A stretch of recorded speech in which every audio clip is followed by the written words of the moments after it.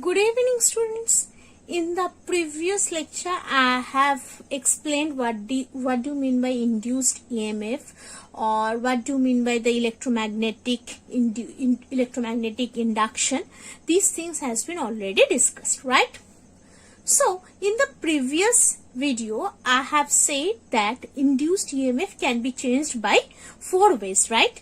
By changing the velocity of the coil, by changing the amount of current passing through the secondary coil, and third is that by changing the amount of current through that coil to the same coil, and the fourth one is that by rotating a coil. Okay, so in this part I will explain how these things are going to happen. Okay, so let us discuss this first. Afterwards I will go for the Faraday's law of induction. So suppose if a coil is there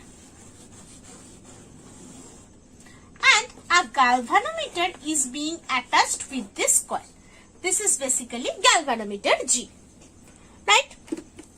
So, and through this coil, current is flowing in this direction. Okay, a magnet N is there, which is moving quickly towards the coil with its north pole facing the coil, right? Okay, so when this thing will happen, that this magnet is speedily with a speed moving towards the coil, then what will happen? Then we'll see that there is a deflection in this galvanometer, right? This indicates a momentary current in this coil. When the magnet is withdrawn, if the suppose initially magnet is moving in this direction, and if now magnet is moving in this direction, then what we will show in the galvanometer? It basically, the deflection is basically changing its opposite, its direction. Okay, initially it was in this direction. When we are moving the magnet in this direction, then this direction of the galvanometer also changes, right? Okay. So, if the experiment is repeated with south pole of the magnet facing the coil, the deflection is reversed. So, if it instead of this north, if it becomes south, then initially, okay, suppose this is the north, initially the deflection was this, right? If it becomes south, so deflection will be in this direction. When motion is in this direction for both the cases. Okay, now if the direction, if it is north and if it is south, so if the direction is in the opposite direction, suppose this way, so the deflection will be this, here the deflection will be this. So in this way, the direction of the deflection can be changed. It is further observed that faster the motion of the magnet, larger is the deflection. Okay. Now, if the magnet is kept stationary and the coil is moved, now the opposite case, magnet is stationary and coil is moving. Okay, the motion of the coil should be towards the magnet or it will be away from the magnet. Okay, then also there is a deflection in the galvanometer. So, this shows that current in the coil is produced due to the relative motion between the coil and the magnet. It does not matter whether the coil is moving or the magnet is moving. Okay, if there is a relative motion in between any of these two, there will be a current which will produce through this coil. Okay, so this is the thing which can be produced or by which we can changing the induced EMF. Okay. Next, another thing is that, or another figure I will show you.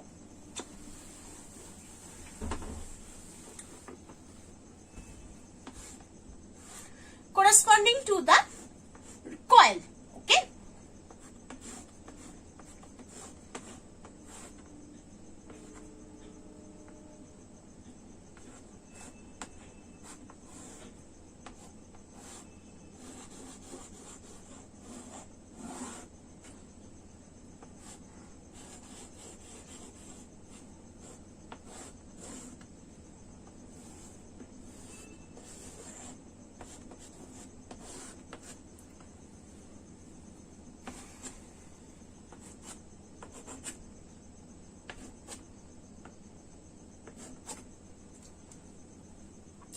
Suppose this is the primary coil P and this is the secondary coil S. Okay. Now this primary coil P is being connected with the battery and the secondary coil S is being connected with the galvanometer G. Okay. Now, this is the key basically. When we close this key K, then the galvanometer deflects momentarily. And as the galvanometer deflection is there, so what does it is showing? It is showing an induced current in the secondary in a direction opposite to the primary. Okay. Similarly, when the current in primary is stopped, there will be again a momentary current in the secondary but in the same direction as in primary. Similar effects are observed while increasing or decreasing the primary current, changing the relative position of the coil. When the coils are wound up on a piece of iron, if there is an iron present, then the strength of the induced current is much more increased, and the induced current is increased still more when the coil is wounded on the same closed iron ring. Okay. So, when this is connected, here I can say that current started. So, as the current is there will be an induced current in the opposite direction. Look, here the current is going, but for the secondary coil, the direction is opposite. But if it is not connected, if it is disconnected, then there will be no current in the primary coil, but still there is a current in this direction in the secondary coil, and the deflection will be in opposite direction. Okay. So these two experiments shows that the induced EMF can be changed by the given parts or given ways. Already 4 ways I have discussed by that. Okay. Hopefully it is clear to all. Now I am going to discuss the Faraday's law of electromagnetic induction.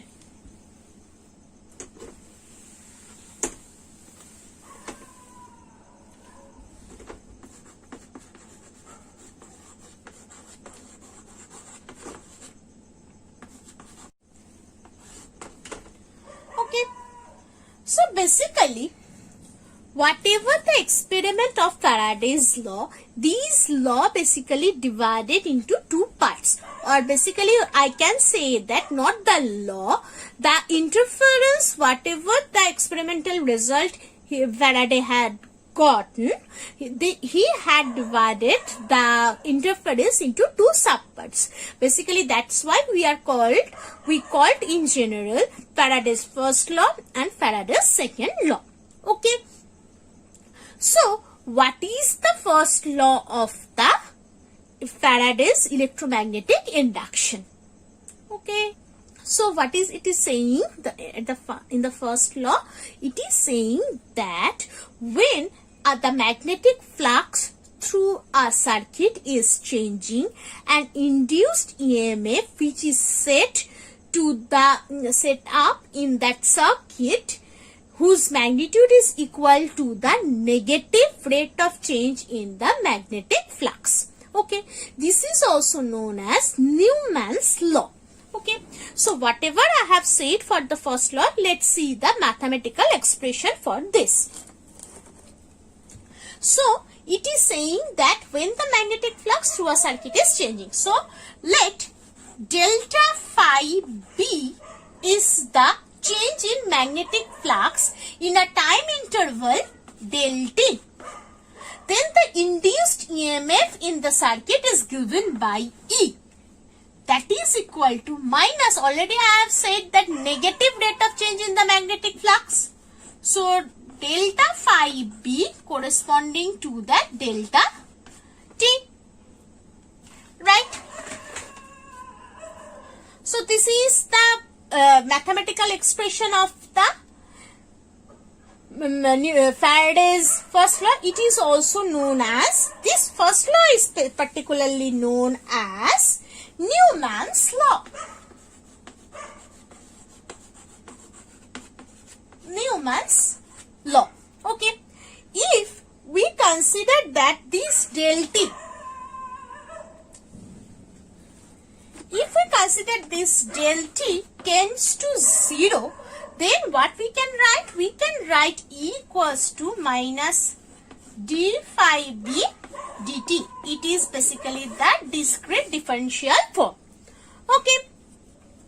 If this d phi b in Weber and dt is second, then the induced EMF E, the unit will be in as volt.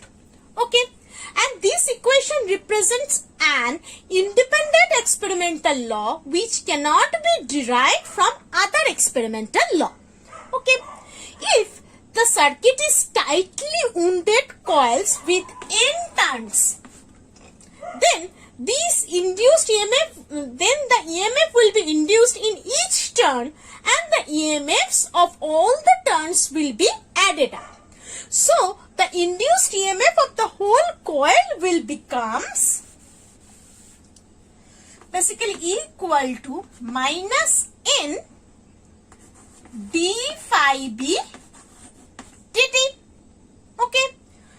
It can be further represented or written as d of n phi b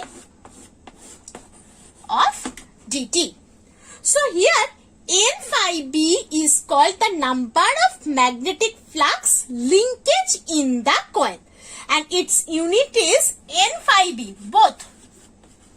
Please be careful, number of magnetic flux linkage. Okay, and its unit is basically Weber turns. Okay, its unit is Weber turns. Okay. Now, explanation. What is the explanation or why it is going on?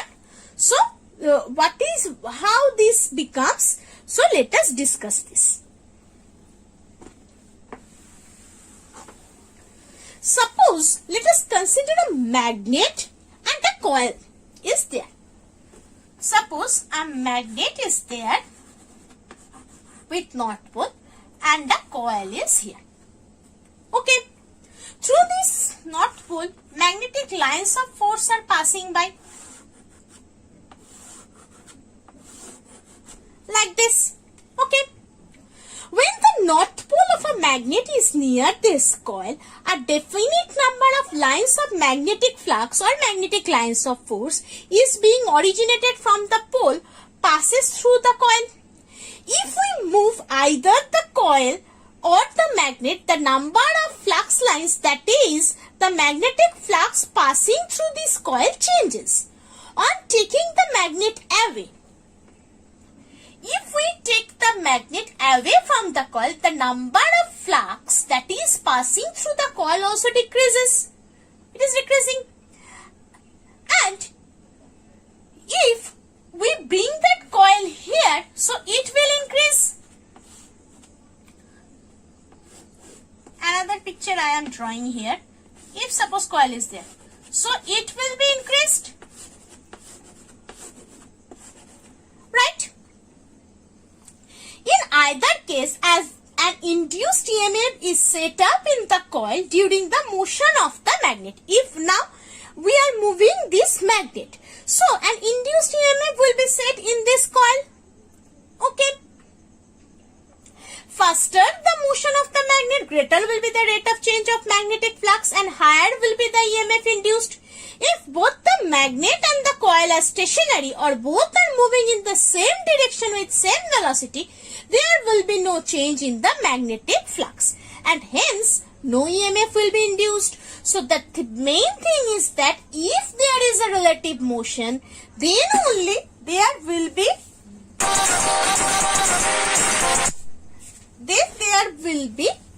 a special induced EMF in that coil. Okay.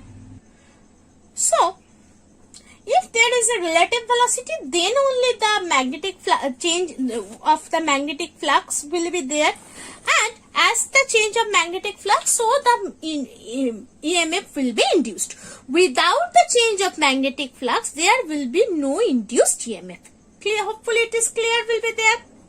And as there is no induced EMF, so no current will flow there. Okay, so this is the explanation of the first law of the Faraday. Okay, so going for the second law of Faraday. What it is saying? For the second law, the direction of the induced EMF or the current in any circuit is such as to oppose the cause it produces it. It is also called the Lenz's law. Okay.